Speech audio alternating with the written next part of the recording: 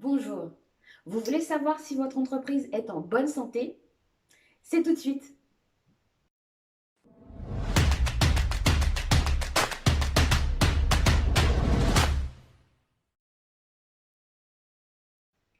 Aujourd'hui, je vais vous présenter les 5 indicateurs clés qui vont vous permettre de savoir si votre entreprise est en bonne santé, si vous n'allez pas rencontrer sur le chemin une difficulté, que ce soit en termes de trésorerie ou que ce soit en termes de développement de votre activité. Vous allez pouvoir prendre les bonnes décisions grâce à ces indicateurs. Le premier indicateur, c'est le chiffre d'affaires, mais pas n'importe comment. Ce qui est intéressant, c'est de regarder l'évolution du chiffre d'affaires par rapport au nombre de clients. Pour quelle raison? Ça va vous permettre d'avoir, entre guillemets, la dépense moyenne qu'effectuent vos clients. Et donc, ça va vous permettre de savoir si en moyenne, vos clients dépensent moins ou si vos clients dépensent un petit peu plus. Vous aurez aussi une idée, finalement, d'une année sur l'autre, si vous avez beaucoup plus de clients ou beaucoup moins de clients, mais qui finalement dépensent beaucoup plus. Aussi, vous allez pouvoir prendre des décisions qui vont vous permettre de soit développer votre clientèle, soit développer des offres complémentaires qui vont permettre de booster votre chiffre d'affaires. Le deuxième indicateur, ça va être la marge. Alors, pour quelle raison la marge est essentielle? Parce que la marge correspond aux fonds qui vont être vraiment dans votre poche. C'est-à-dire, quand vous allez réaliser une vente, imaginons de 100 euros, en réalité, si votre marge est de 50%, ça veut dire que vous avez gagné 50 euros. Donc, bien sûr, c'est essentiel de s'intéresser à son chiffre d'affaires, mais c'est encore plus important de s'intéresser à sa marge. Parce que vous pouvez très bien avoir un chiffre d'affaires qui augmente d'année en année, mais pour autant avoir une marge qui diminue. Donc, c'est essentiel de pouvoir analyser l'évolution de votre marge. Si vous avez plusieurs familles de produits, je vous invite à faire une analyse par famille de produits. Si vous voulez savoir comment calculer la marge correspond au chiffre d'affaires moins les dépenses que vous avez encourues pour pouvoir générer ce chiffre d'affaires. J'aime bien l'exemple du gâteau, avec un pâtissier qui prépare un superbe gâteau. Il a peut-être vendu son gâteau à 50 euros, imaginons, mais pour pouvoir faire son gâteau, il a acheté de la farine, des œufs, du lait. Il y a passé aussi peut-être du temps, une demi-heure. Il y a aussi des frais liés à l'électricité, à l'eau. Imaginons que l'ensemble de ces frais représente 20 euros. Ça voudra dire qu'il aura vendu un gâteau 50 euros pour lequel il aura dépensé 20 euros. Résultat, en réalité, ce qui rentre vraiment dans sa poche, c'est 30 euros. Le troisième indicateur, si on veut aller beaucoup plus loin que la marge et avoir une vision globale de, on va dire, du bénéfice de l'entreprise, c'est de regarder l'excédent brut d'exploitation. Alors, vous allez me dire, mais qu'est-ce que c'est que l'excédent brut d'exploitation?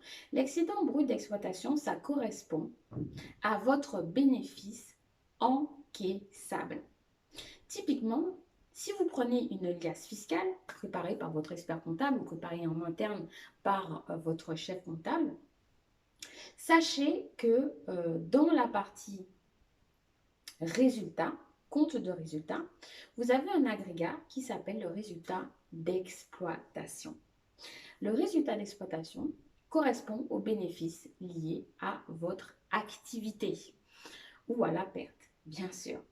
Mais ce résultat d'exploitation, on va dire qu'il est pollué par des charges qu'on ne décaisse pas, type des dotations aux amortissements, si jamais vous avez acheté votre local, et aussi par des produits non encaissables.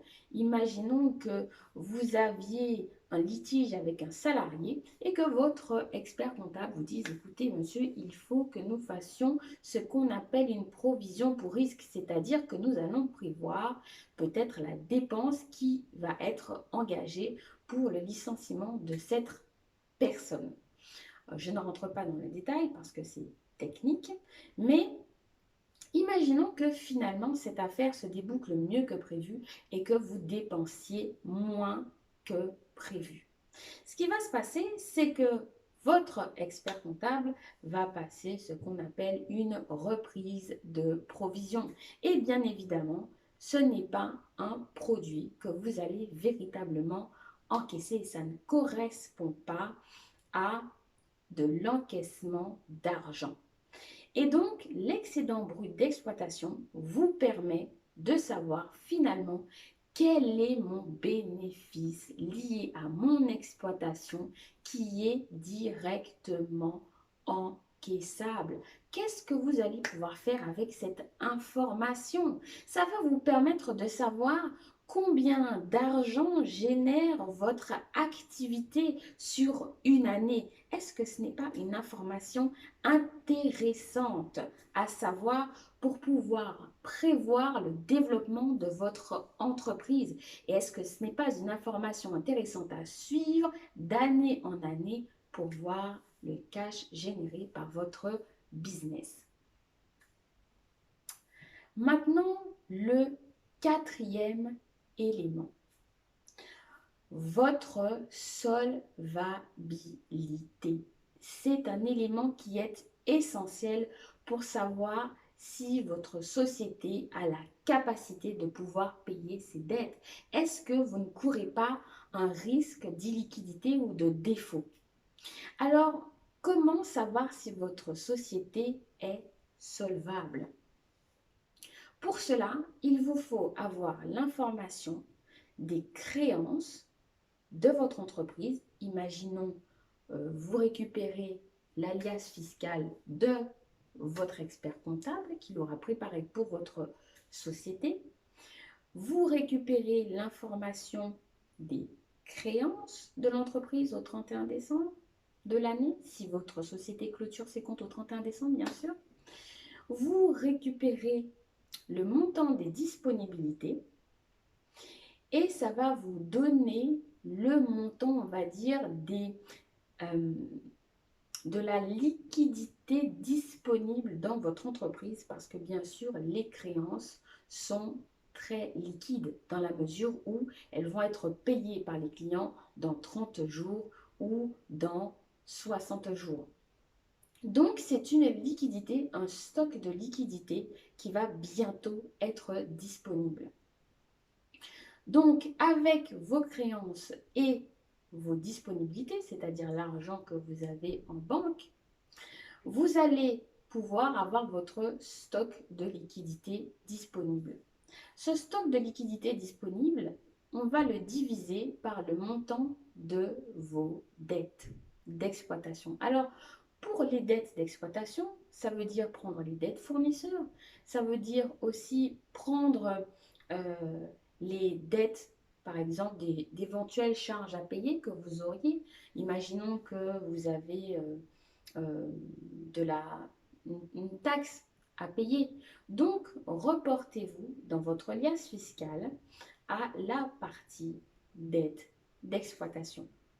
Si ce ratio est inférieur à 1, inférieur ou égal à 1, cela veut dire que vous êtes vraiment très juste en matière de solvabilité. Parce que ce qui veut dire concrètement que vos liquidités disponibles couvrent tout juste vos dettes.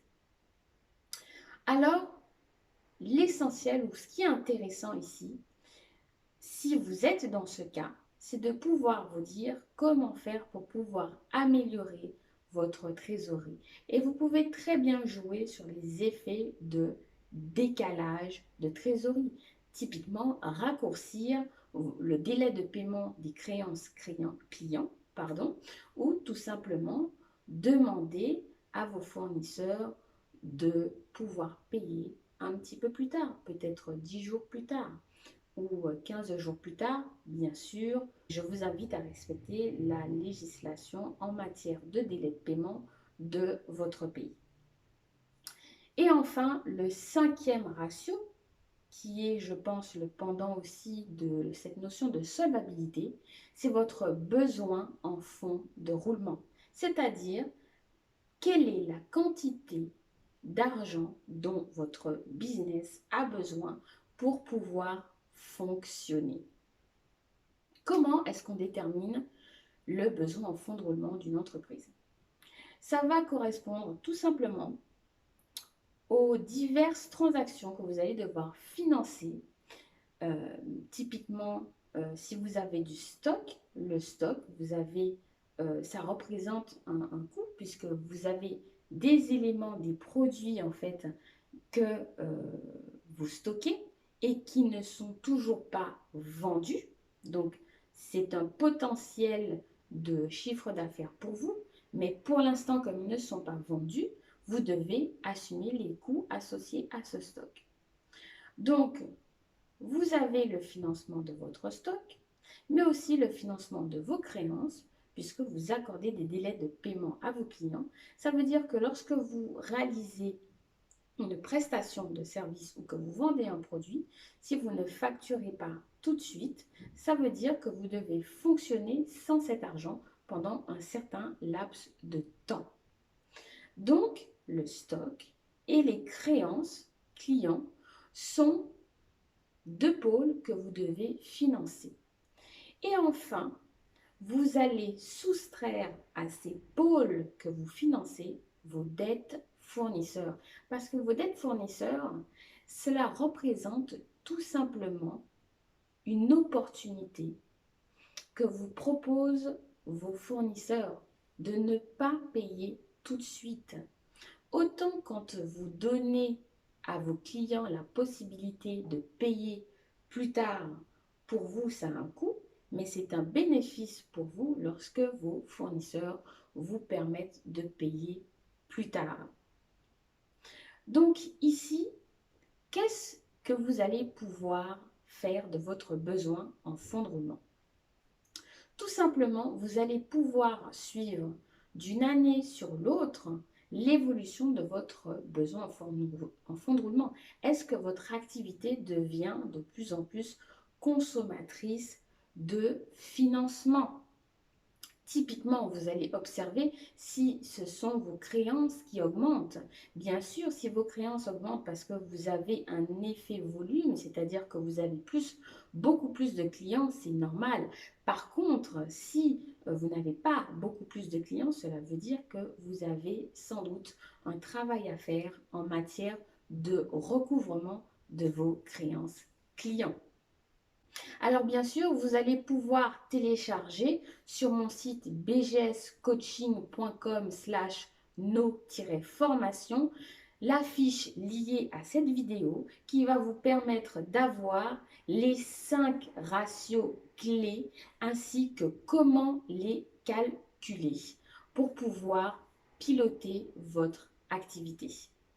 Donc j'espère comme d'habitude que cette vidéo vous aura été utile, qu'elle vous permettra de prendre de bonnes décisions pour pouvoir piloter votre activité, en tout cas la développer et la rendre plus profitable. Je vous dis à bientôt. Bien sûr, n'oubliez pas de vous abonner à la chaîne pour avoir plus de contenu et plus de jus et de me suivre sur les réseaux sociaux @Bénédicte Chervet sur Facebook, BGS Coaching. Je vous dis à très bientôt.